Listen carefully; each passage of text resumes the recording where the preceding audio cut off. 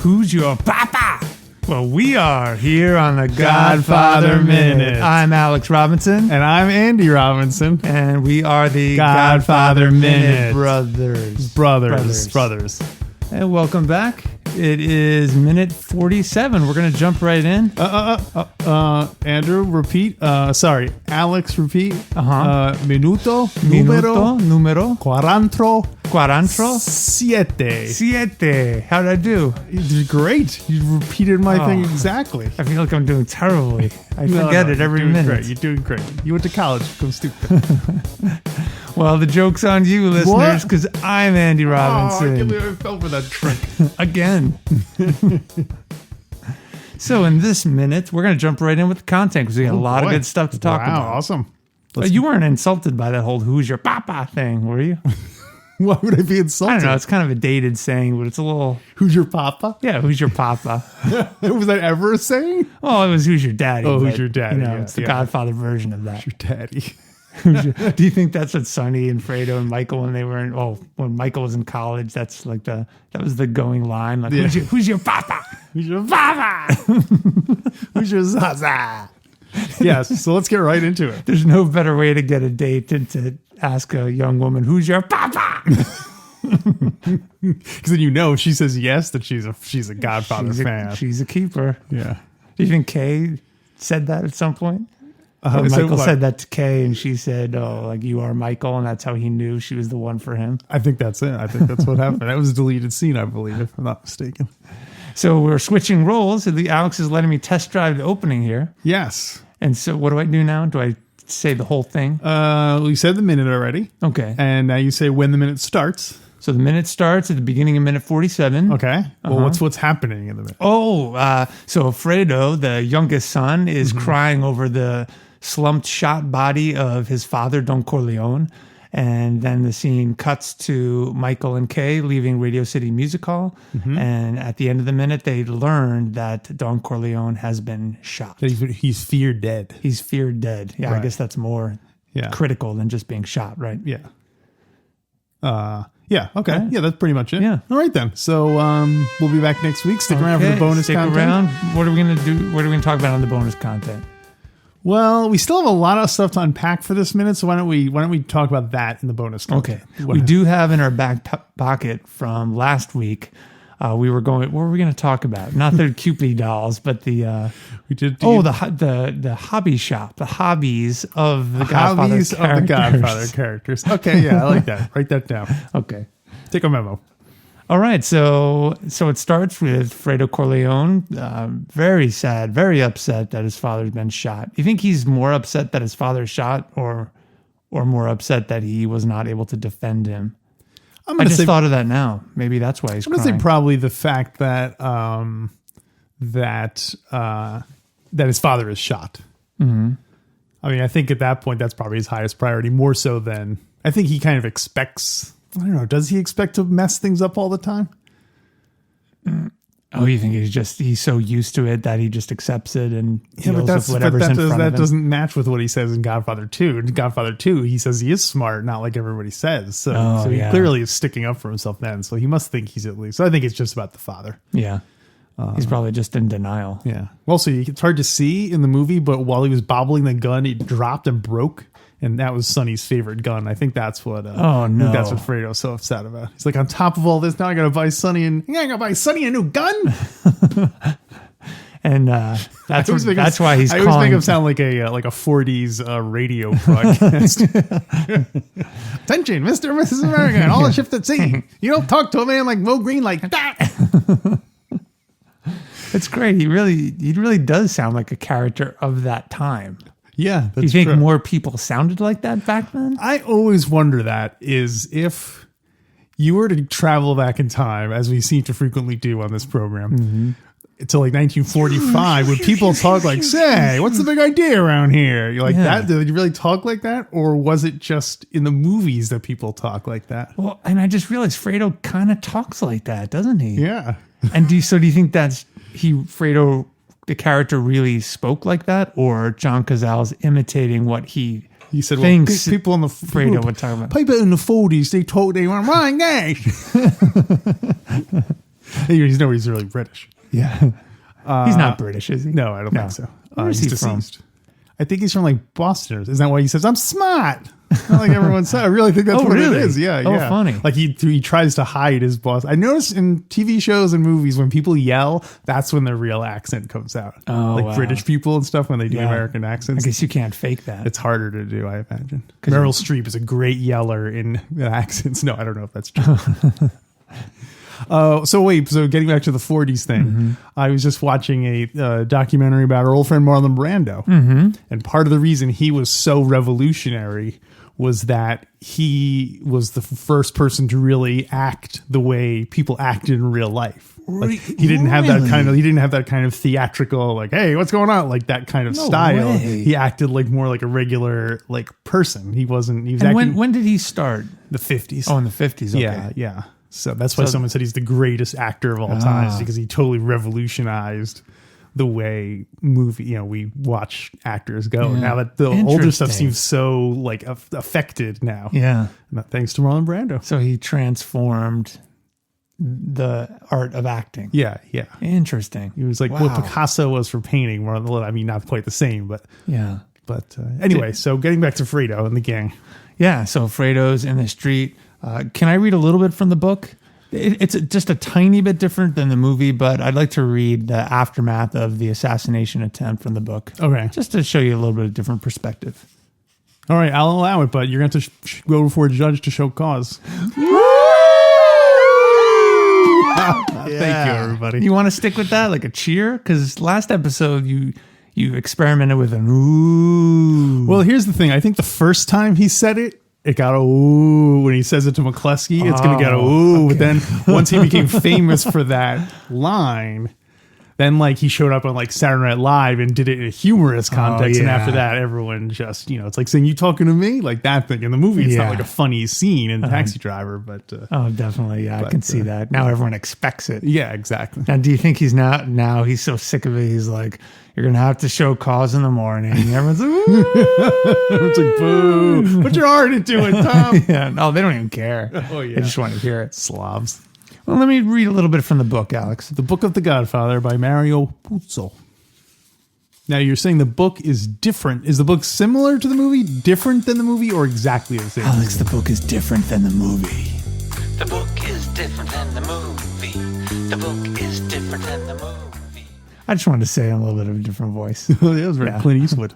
The book, the author keeps writing about me is different.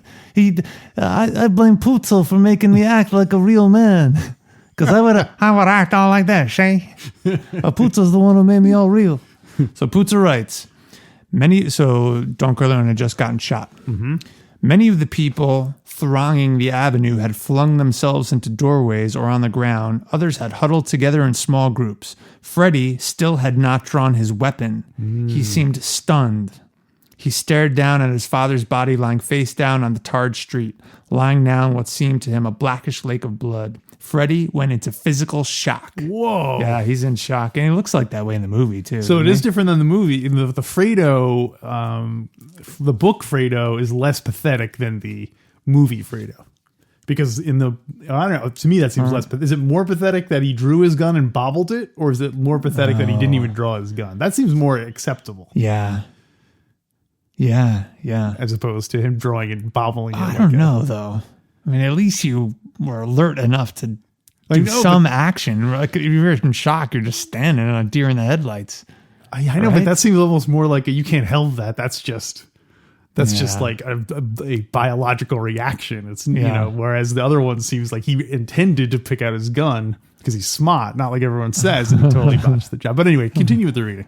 Well, and I wonder, now that I think about it, when people are stressed, under duress and stressed, their coordination goes. Oh, sure. Yeah. Right? Like people, your fine motor skills. Your hands get sacrificed. nervous, shaky. Which makes sense. So the black pool of blood spreading out. Let's see. A crowd gathered around Don Corleone's body, a circle that shattered when the first police car sirened a path through them. Let's see. A few moments later, an ambulance arrived. The photographer turned his attention to Freddie Corleone, who was now weeping openly. So that's similar. Father! And this was a curiously comical sight because of his tough, Cupid-featured face, heavy nose, and thick mouth smeared with snot. Oh, poor Fredo. Oh, Puzzo. Oh, Puzzo. Oh. At least he didn't poop his drawers like well, wait, hold on. There's more. Oh, no. The photographer realized he was standing in a slop of brown feast. No, I'm just kidding. Oh, Luca Brazzi. I'm just kidding about that part. A little Puka Brazzi for now on. Let's see. One detective knelt beside Freddie, questioning him, but Freddie was too deep in shock to answer. The detective reached inside Freddie's coat and lifted his wallet. He looked at the identification inside and whistled to his partner. In just a few seconds, Freddie had been cut off. You think that's how he whistled? Because he whistled to his partner. It wasn't, like a... I think he was saying like, whoa, we got a serious situation. That one is more dramatic. Yeah. Right? It was more like he was just calling him over like, hey, check this out. It specifically says he whistled to his partner, but I guess his partner could be standing next to him and he looked at him and whistled. Do that whistle again. Hey, Johnny!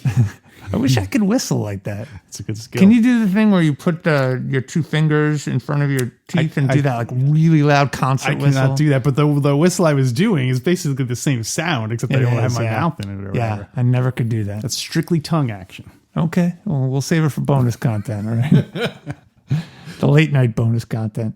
Okay, so let's see. In just a few seconds, Freddie had been cut off from the crowd by a flock of plainclothesmen. So I guess they realized who the victim was. And so how long is this afterwards? Pretty quickly. It doesn't say. So the guy pulls up. Hey, Johnny.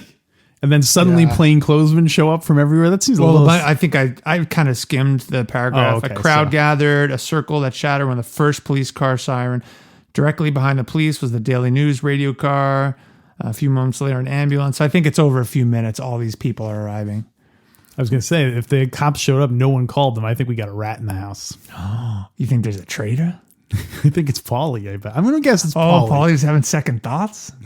He totally is, yeah. You don't make a lot of money as a dance judge. You got to supplement your income with or maybe in this rat work. Yeah. Maybe in this whole scene, you see Buonasera lean out from a window and lean back in. He was sort of coordinated it. Oh, I thought coordinator he was had a premonition. I thought he was like licking his lips, like, oh man, this is gonna be the most expensive funeral ever. Yeah, and I won't have to repay Don Corleone. Oh, it's win-win. Although, do you think he would have to do the funeral for free? Yes, like they would say, absolutely. you have to do it for the. I think Hagen would be the one to call on Buonasera to repay the favor. I wonder if in general that's true. Like, how long would that last? Would it be like 5 years? And then Sonny would call Buonasera and say, hey, corpse valet, get down here. I think if you're Buonasera, you don't really want to question it. You don't want to bring up statute of limitations. So I guess that's the thing is we always see the Godfather as being a fair man. But really what's to stop him from just dumping hundreds of bodies in bonus? You know what I mean? Like, when he does Sonny, is that the end of his commitment? I assume so. Or does he just keep having to... What's he going to do if they show up with another body? Hey, man, we're square. Or they give him like a ticket for one beating. They get vouchers. Anyway, go ahead. Sorry, I keep interrupting. Oh, it's interesting. I don't know. I know there will be more with Buonasera in the book. Oh, good. Of course, when the Don Court calls on him to repay the favor. But there's a little bit more. Yeah. So plainclothesmen suddenly show up out of nowhere. So Freddie had been cut off from the crowd by a flock of plainclothesmen. The first detective found Freddie's gun in its shoulder holster and took it. Then they lifted Freddie off his feet and shoved him into an unmarked car. As that car pulled away, it was followed by the Daily News radio car. The photographer was still snapping pictures of everybody and everything. Wow. That was the first time that Fredo got a ride that he didn't have to drive someone around. Maybe that's why he staged the whole thing. See, I'm smart. I can orchestrate my own rides. It's a really long way away just to get that a little. Well, he coordinated with Bonacera. They all could. Oh, wow. So it's like a conspiracy. Yeah, he's smart. It's like a Mobiliari. He's smart, not like everyone says. How high up does this go? Yeah, that's some interesting little differences there. So I wonder what happened to Fredo. Did he spend the night did they just question him or? I don't think it says it in the book. So do the detectives who are they obviously know who Vito Corleone is. Yes. Does he have a driver's license? Oh, Vito Corleone. So whose ID does he look at he looked at the Don's wallet? Oh no, I thought he looked at Fredo Corleone. Oh, he's looking at Fredo's wallet. I think so. Yeah. So then when he sees that it's Fredo Corleone, then he realizes that this old man is Don Corleone. Yeah, I think so. I was maybe wonder if Vito Corleone has a driver's license or not. Oh my gosh, I wonder. I don't know. You never see him drive, and but you see him being driven around. That's true. I'm gonna say no. Yeah. Maybe a lot of people didn't have driver's licenses because they lived in New York and they didn't need them. Yeah, because I'm guessing by the time he was not living in New York City, by the time he would need a car, he had someone to drive him anyway. Yeah. Although who knows, maybe smuggling molasses out of Canada. That's true. It would come in handy back then. Oh, you mean in the trucks that your father supplied? Like your father. Your father smuggled molasses. Oh, that's another bonus thing we have to eventually do. What? It takes a little preparation, though, is do mix lines from characters. That's like right. what we just got did. We got That's to a good one. Yeah, we got to do that.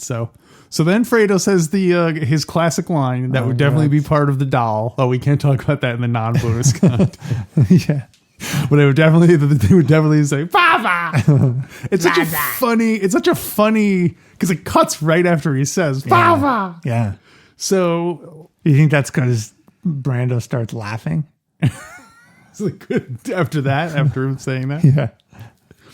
That's great. I think it's awesome. Oh, I think it's good too, It's but I very just wonder convincing. why he chose that, like, Papa, and then cut, as opposed to like, Papa, and then like the music swelling and like having that be the last thing seems so... interesting. Yeah, it strikes me as a weird edit. Yeah, there is no music there either. It's just kind of sounds of the street. And you see all these people walk up. Yeah, I don't think there's music. Hmm. And then it cuts to Mike and Kay walking. I don't think there's music there either. I don't know. Maybe there is. It's hard to. If there is, it's subtle. Background music. So should we jump to Kay and Michael? Or Yeah, is there any let's more talk about Fredo stuff that I'm sure we'll go back to Fredo. We'll probably go back to it. I do have some pre-Mike and Kay stuff. Okay. Sort of that's Pre-K? happening. Pre-K. Yeah. Like pre-war, is that what you mean? Yeah. No, I mean like kindergarten. Oh, like kindergarten, yeah. Anyway.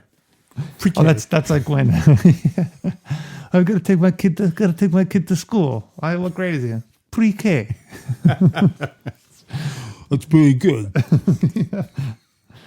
Let's see. Mike and Kay before Radio City. Okay, I'm stealing this from the book, Alex, because there's some background information. You asked me several minutes ago if this took place on Christmas, before Christmas, after Christmas. What's going on? Right. So we need a little timeline check. I just assumed it was Christmas Eve. I think I don't know. Or it's the last business day before Christmas. So maybe Christmas is Sunday and this is Friday. The last business day. Yeah, because he says to the fruit guy, "Oh, Merry Christmas, Merry Christmas." Yeah. He wouldn't be saying that if it was like 5 days before Christmas. That's true. So I'm thinking it's either the last business day or maybe it's just the last day that the Don's coming in. Yeah. I think we find out about it in this section. Let me read a little bit. If it was Christmas Eve, the family would have to be together. Yeah, by now, because it's evening. Because it's nightfall by the time. Oh yeah, and they're seeing a show. Yeah, right. Yeah. So check this out. This is interesting. Christmas Eve. This is. But what I'm about to read is probably a day before. So like December 18th. Before. Yeah, December 18th. This is just a little bit of background. So this is Mike and Kay kind of hanging out in the city. Yes, this is Kay. Yes, she said without smiling. They pressed against each other. They had decided to get married during Christmas week. A quiet civil ceremony at City Hall with just two friends as witnesses. Wow. But Michael had insisted he must tell his father. He had explained that his father would not object in any way as long as it was not done in secrecy. Kay was doubtful. She said she could not tell her parents until after the marriage. Of course they'll think I'm pregnant, she said. I just said that like Don Corleone. Of course they'll think I'm pregnant, she said. Michael grinned. So will my parents, he said. This is what I really wanted to get to. What neither of them mentioned was the fact that Michael would have to cut his close ties with his family. They both understood that Michael had already done so to some extent, and yet they both felt guilty about this fact. They planned to finish college, seeing each other on weekends, and living together during summer vacations. It seemed like a happy life. Wow, there is a lot to unpack there. Yeah. So they're planning on getting married. Wait, you saying you want to break this down? No, I don't want to break it down. Let's break it down. Okay, let's break it down. Let's break it down. So they're planning on getting married. Yeah. The week of Christmas. Sounds like, during Christmas week. Right. So we will interpret that to mean the week between Christmas and New Year's. Yeah, that's probably what most people mean. So why would that mean he has to separate from his family, though? It's not clear to me, but it was clear to them. Yeah. Is it because she's... Or would the family just be so mad that he was having a city wedding marrying this American girl? Is it the fact that she's American or that they're not having a big traditional ceremony? I'm sure both things are factors. Yeah. But yeah, I don't know why and especially since he was going out of his way to tell his father first. Yeah. That seems like it would be kind of like a gesture of respect so it's weird. But is it, I mean, maybe they don't. Or is that one of Kay's conditions? I'll only marry you if you don't. Should never make a man choose between. Yeah. What neither of them mentioned was the fact that Michael would have to cut his close ties with his family. I guess it was understood that if he stayed close with them, he would get involved in the family business. Yeah. Well, 2 paragraphs later, when they're still walking, Michael laughed. "I'm going to be a mathematics professor," he said. Then he asked, Do you want something to eat before we go to the hotel? So isn't that interesting? Yeah. Mathematics. So they're talking about their future plans. You always did have the head for big deals. Yeah. And numbers, stats. Yeah. So I was going to say something else about that. Do you like your lasagna, Alex? In the book, I forget, because the movie goes back and forward as to whether the Don wants him to not be in the mafia or wants him to be in the mafia. In the movie, the finished movie, you get the impression he doesn't want him in. Correct. But then there was that deleted scene where he shows up with his Christmas ribbons and the Don's all like, "Oh, you fight for strangers," and stuff. So, do you remember one? And they were also making. But we had plans for you, Michael. Right. But that was later in the flashback. And I guess the plans included him running for senator or governor or something like that. But you think you would want him then to be in college and stuff. Yeah. Well, in the book, it's clear that the Don had not pressured Michael, but expected him or hoped that he would be in the family business. Oh, so in the book, it does say that. Yeah. So that is early on. Yeah. Yeah. Is that, I can't wait to hear if that, you could have been Senator Corleone, Governor Corleone. Yeah. If that's actually in there. Wasn't enough time, Papa.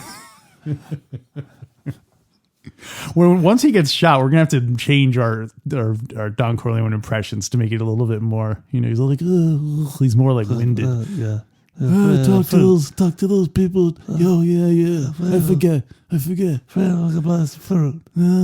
I'm semi-retired. Talk to Michael. You have confidence. Give me a look. I'm an orange monster. What do you think? Hey, come back. The irony is he dies of scurvy. Everyone assumes he has a heart attack, but Wait, so the orange was like a desperate attempt to get some.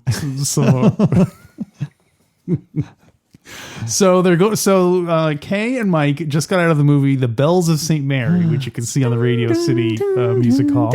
And I read in the behind the scenes information that on the Radio City Music Hall, they actually put that up for them to film it.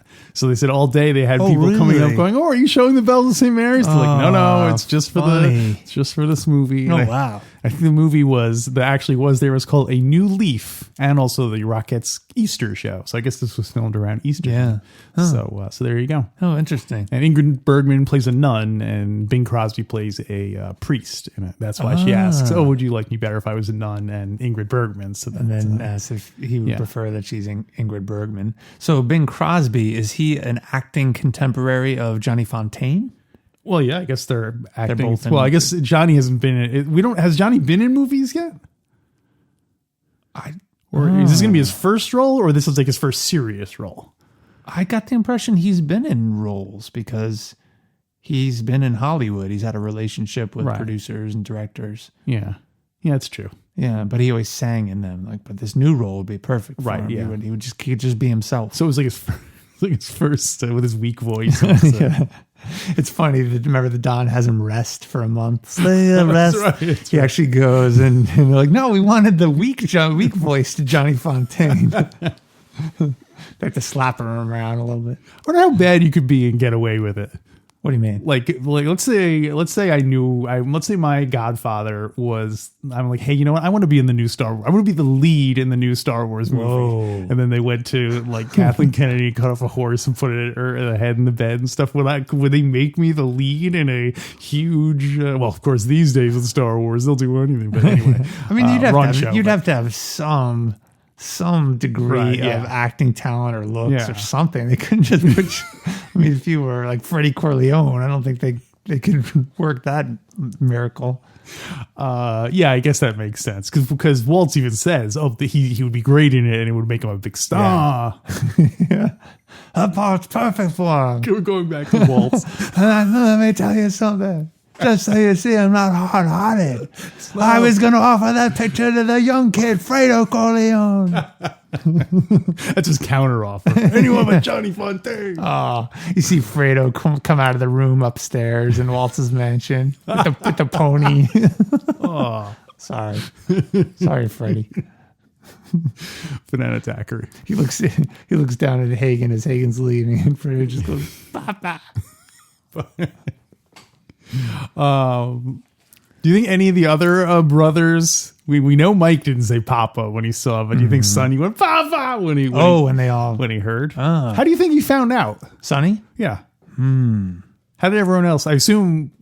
How did Tom and Sonny find out? We know Michael found out in the newspaper. Fredo found out because he was on the way there. Wait, doesn't Sonny find out because he gets a call? Oh, he gets a call after. Tom finds out from the Turk. Because he's in the car with the Tom Turk. Finds out from the Turk. 6 shots and he's still alive. Yeah. So then I don't remember how Sonny finds out. To keep our eye, because I feel like by the time Michael gets there, Sonny was already. Yeah. Where you been, kid? Come on home. Oh, that's that later with the hospital at the hospital. Yeah. When he calls him, I'm here at the hospital. There's no one here. Oh, it's gonna be great. Yeah. We'll get to that maybe in October. Right? October of 2020. Oh, speaking of which, you have to let me know what our supporters, what next countdown they want. Well, it's true. It's coming up. I only have fast. I think it's 12 weeks left to write it. Oh my God. All right. So if we have 12 weeks left, wait, are you officially initiating the cannoli countdown? Let's do the cannoli countdown. Don't upset Clemenza's wife. We're working on a countdown. Cannoli. You won't be seeing Polly no more. How many minutes left? How many minutes left? We're doing the countdown. How many minutes I like the way you said, let's do the cannoli countdown like it was a dance. Yeah. Everyone do the cannoli countdown. Come on, baby. do the countdown. That's kind of like a young Don Corleone. Before his voice went, it's kind of, right? Yeah, Clemenza, come on, get those guys out of here. Come on. It sounds like Kermit the Frog more than... Hey, everybody, Kermit the Frog here. Okay, so Michael and Kay are coming out of the movie. So how many minutes left? Oh, how many minutes left? I'll give you a hint. It happens in minute 59, and we're in minute 47. Oh, of course. There's 17 minutes left. 12 minutes. 12 minutes? Oh, you're mad. No you got to go way. back to college to get smart. 12 minutes. So I have 12 weeks to write the next countdown okay, and record it. I will. This stuff doesn't happen all overnight, you know? Yeah, I know. I know you need some time. And by the way, I need a big Tin Pan Alley big shot music producer to help me do this, but no one's going to take me because my latest productions have been weak. Wait, are you saying you're looking for a band leader? Because I'm not a band leader. No, that's not mine. It could be anyone's. Yeah. I was going to say something else about that right before the... who cares? The countdown, 12 minutes. Oh, yeah. So is the new song going to start right immediately after? Yeah. So it will be 12 weeks from now. We'll be debuting the new countdown Correct. song. Oh, so this boy. is not only a countdown to Paulie's death, Yeah. but it will be the countdown to the new... Oh, Paulie? We'll see him one more time. Woo! Is it just one more time? Well, yeah, because he You don't see him before then? No, I think No, I think you see him twice. You do? Because he comes in sick at one point. Remember, he's got a cold. He's got and the Sonny sniffles? says, go home. Hey, just go home. Oh, He's like, "Are you so he sure?" does see him twice. Yeah. Yeah, you're right. You're right. Well, when I said you'll see him one more time, I meant Sonny will see him one more time. Because Sonny that's doesn't right. see him any more time. So we'll have a continuous countdown chain. Mm-hmm. So the next countdown will begin. We'll debut the episode when the previous one dies. I love the fact that at the end of this, you're going to have a double album worth of Godfather theme songs.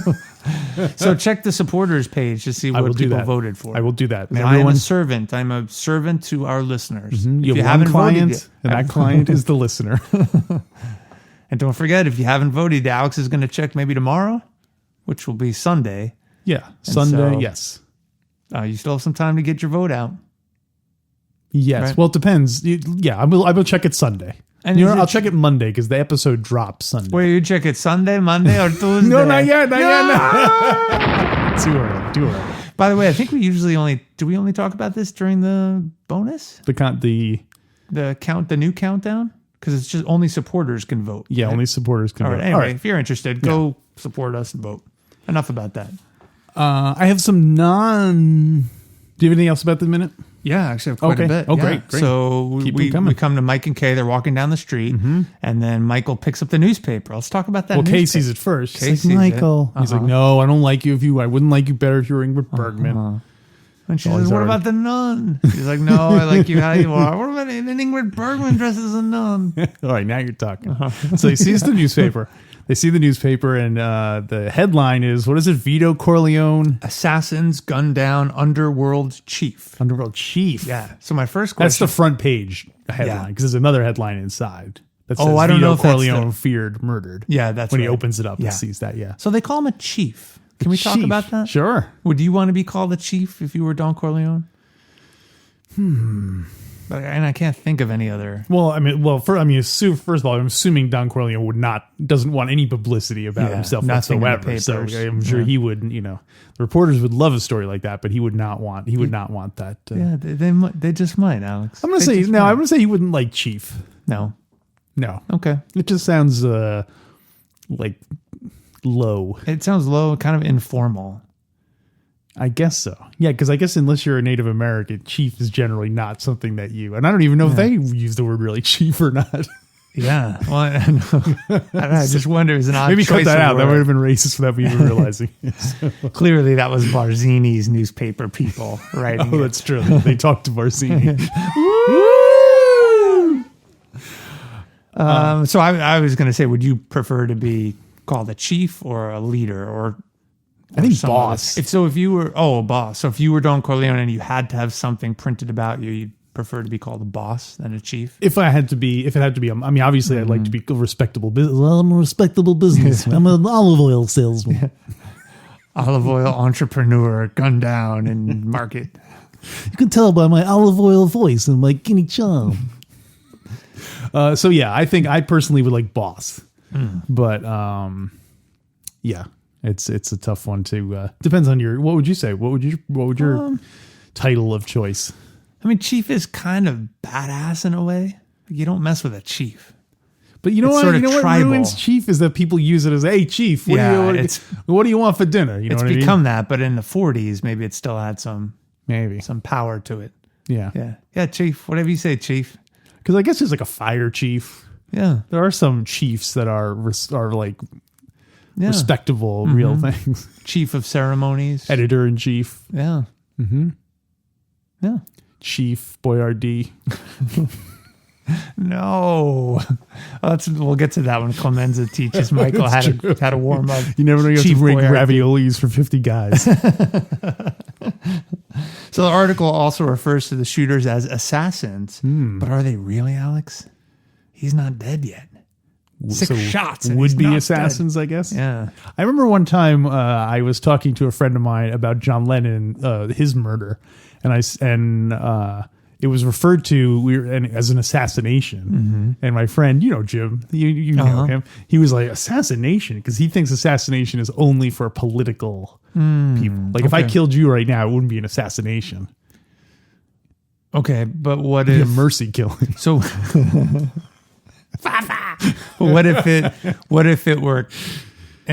it were a murder or assassination attempt for political reasons? So then John Lennon, you could, even if you argue that he's not a political figure, Right.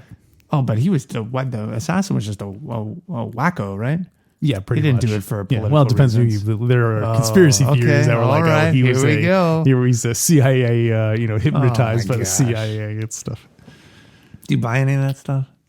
I don't know. It's You never know. well, because you always hear about the stuff like long after the fact, like the CIA gave people LSD, and they tried to poison Castro and stuff. But if you bring it up now, like they're trying to poison Putin, everyone will be like, that's a crazy conspiracy. That would never happen. So like, I don't know what if it happened in the past, it's genuine history. I know, If it's from the present, no, you just gotta believe whatever the news tells you. Yeah, I guess it's possible. Like they say FDR, they say he knew that Pearl Harbor was going to get blown up. Oh, really? Because he wanted the U.S. to get into the war. And I look at that now, I'm like, yeah, I could almost see that being true. But that's sort of the equivalent of saying, George Bush knew that there was going to be an attack on 9/11. And then that's a really, obviously a hotbed issue. Yeah, and that's so out there. No one believes that, or very few people believe that. The Bush one? Yeah. Oh, you'd be surprised. You think is more people than not believe that George Bush wanted it to happen? There was a huge online group of people who think that it was an inside job.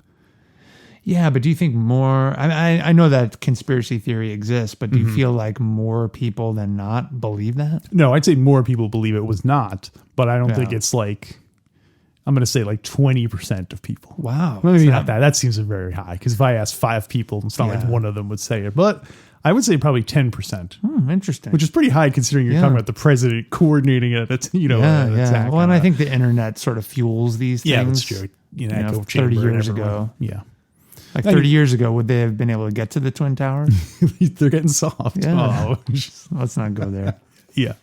So in the book, the headline is different, Alex. What I'll does it point say? that out. So in the movie, it's Assassins Gun Down Underworld Chief. But the headline in the book says, Vito Corleone shot, alleged racket chief critically wounded. Racket chief.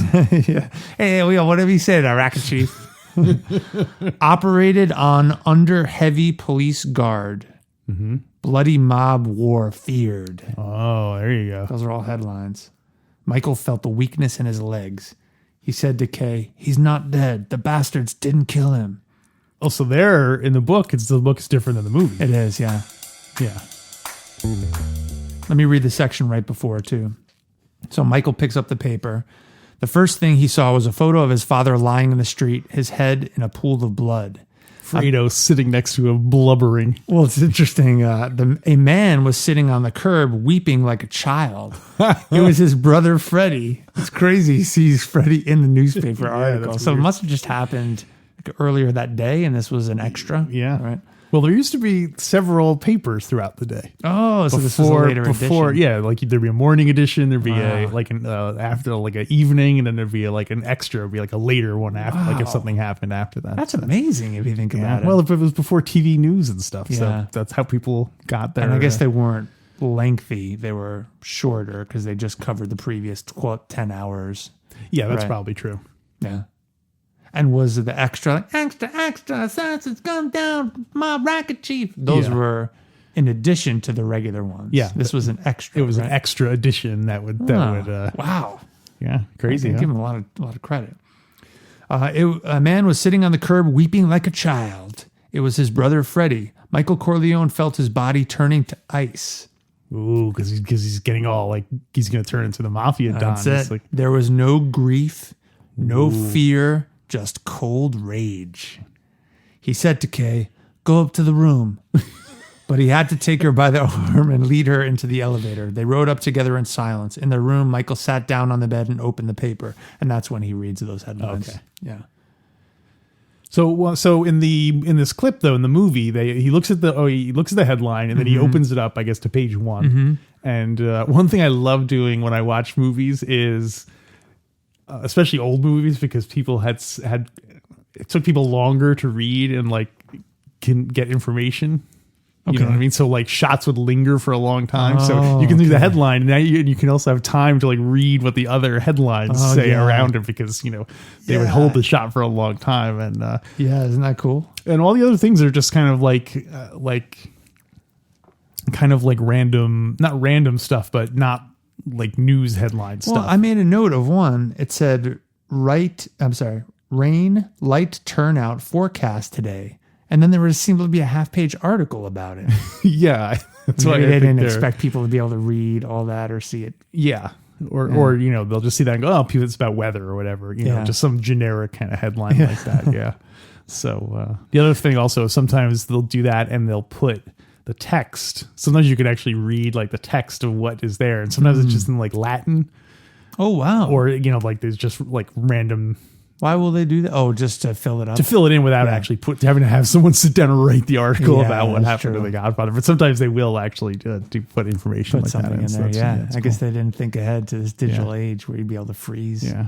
So that so then there's also the file photo of the Don that they have on file. That's the is that the same photo that they're going to show later when he comes out of the hospital? Do you remember there's an article? Oh, I don't know. And also is the same photo that you see in Godfather 2 when they have the big chain of command. You know, they have the family tree with a chain of command, and they're like, "Oh, Marlon." Do they have Don Corleone in that? I don't know. It makes me wonder because they have deceased people on there. Oh, they have like Sonny Corleone deceased, and you know. So we're going to have to take 3 years from now. Take a look. Make a note of that. And what pictures do they show? Do you think they show Sonny on the causeway being riddled by bullets? Yeah, I bet the picture of Sonny is when he's about to punch the photographer at the wedding. Oh, so the fist is like 3 inches from the camera lens. And his face is all in the background. No one is able to get a good photo of Sonny because he always punches them before he can complete it. Like big telephoto lenses, like hiding in trees and stuff. So what was kind of interesting, Mikey finds out that his father was shot through a newspaper article. So one question I was going to ask you, Alex, is when was the last time that you learned of a significant news event from a newspaper or the internet? But I realize that's a dumb question because that's probably how you learn most of your stuff. So I want to flip the question. What? Let's flip it. Well, we need some flip it sound effect. When was the last time you learned of a significant news event, not from online or news media, but from another person? Word of mouth. I think a newspaper would actually be less common than word of mouth. Yeah. Because, you know, like we'll be watching, I'll be like working on the computer or something and my wife will say like, oh, did you hear? Oh, so-and-so died or something like that. You know, Anthony Bourdain died or something like that. So that, I don't know if that counts or not. Yeah. But yeah, like that kind of stuff. Just although she's probably getting it from the internet. So yeah, that's true. But I can't even remember the last news story that I got from a newspaper. Yeah, like a real story. Yeah. Obviously, if you're just killing time somewhere. And yeah. I think the last time I learned something from a newspaper of an event was there was this mob racket chief gunned down. Oh yeah, what happened? It was terrible. These two assassins. No, I mean, what happened with the rain? Was there going to be a good turnout? You know what? I could spend the next 10 minutes talking about it because I read a half-page article on it. How do you expect a light turnout today? Okay, yeah. This is a weird conversation because we're right at the we're at the twilight of the newspapers. So like if people are listening to this like in 10 years, which they could conceivably, if you're listening to this in 2028, newspapers were like, people would take the internet and print it out on paper and sell it on the street. So you just like, if you didn't have your phone, you could just read articles on the internet without having, if you didn't have Wi-Fi or, you can go into a tunnel or something. I never thought about it that way, that it's actually just the internet printed. Yeah. Yeah. Select parts of the internet, but you couldn't click on links or anything because it's a hard copy. Yeah, it's physical print. So it's more like if someone took the internet and printed it out like on a home printer. Yeah. Kind of a well, thing, and so. you people listening to this in 2030 probably don't even have home printers. So I'm thinking the next closest thing you can relate to is imagine going to a restaurant and there's a physical menu, a piece of paper that a waiter brings by or that's on the table. That's what a newspaper used to be, but instead of entrees and appetizers, it listed news stories, and that's how you learned your news. So also, if you're listening to this in the future, restaurants were places, if you didn't feel like cooking or if it was a special occasion, you would go to some other business and you'd sit at their table and you'd order food, and they would put the menu in front of you, you'd pick what you wanted, and then they would just bring you whatever you wanted, as long as you could pay for it, I guess. Yeah. So it's crazy back then. That's a really good point. It's crazy back now. That's a really good point, Alex. But I want to point out, in case listeners, if you're listening even more deeper into the future than that, cooking was when you actually brought things farmers grew, which had nutrients, and you'd have to process them into a form that you could consume them and your body would convert them into energy. That's crazy. Yeah. People in olden times were nuts. Well, those are the good old days. Is that what it was, Alex? The magazine? Yeah. Or is it olden times? I think it was good old days. Did we talk about their distribution deal? We did. No, I don't think we talked about the show. You say that for the bonus content. Okay, people want to stick around for that. And let's talk about the hobbies. Yeah, we're going to talk about hobbies. Polk's Hobby Shop was a popular shop at the time. Yeah. And let's do that. Let's talk about hobbies. The Godfather character's hobbies. Okay, cool. I think this is the first time we picked a topic and we're sticking with it. Although we'll see. Yeah, exactly. There's still time to bail out. Well, anyway, if you want to hear that bonus content, go to godfatherminute.com/support. And for $1 a show, you can get, last week we had half an hour of bonus content. Who knows how long we'll go this time. And if you're listening in the future, $1 is equivalent to $1 US at this time, which was legal tender currency that nations created so that citizens could trade goods. Also, if you're listening in the distant future, the U.S. stands for United States of America, which was a country that before China took over North America, there was a country called the United States of America. So that's where all the people building iPhones. All the people who build your iPhones live in America. Yeah. Nice. Anything else before we rate this episode? Oh, yeah, we got to rate it. No, nothing else before we rate it. Okay. I'm gonna rate it. Oh, we got a classic Fredo Corleone minute. That's really the tent pole of the minute, because the rest of it's just kind of like him like finding out. Yeah. Anytime K's in it, it's almost always it. K is almost like a negative. K is the anti-Brando. Really? Where the scenes she's in generally are like. Meh. Are you gonna stick with that when she and Michael have the fight? That was more like a metaphor. That's Okay. more like a metaphor. All right. The Sicilian thing. Yeah. Boy, I'm gonna go 4. 4 because Marlon Brando is technically in. he is such a strong actor that even his dead, slumped over body. I'm going 4 because I'm sticking with it because of how much mileage we've gotten out of Papa. It's true. I'm going to go and give it 3. Okay. And I'd say 2.5 of that is for Baba. So and half of it is for, it's all just like, setup. Okay. Not that it's bad. Sure, but, sure. The movie can't be all great minutes. It's a transitional minute. Yeah, exactly. Yeah. Plus, they don't say whether he's alive or not. Yes, it's incomplete. Leaves you hanging, which I think gives it credit. You know who I'm going to tell that you rated it only 2 stars? Who are you going to talk to? Your Papa. All right, then.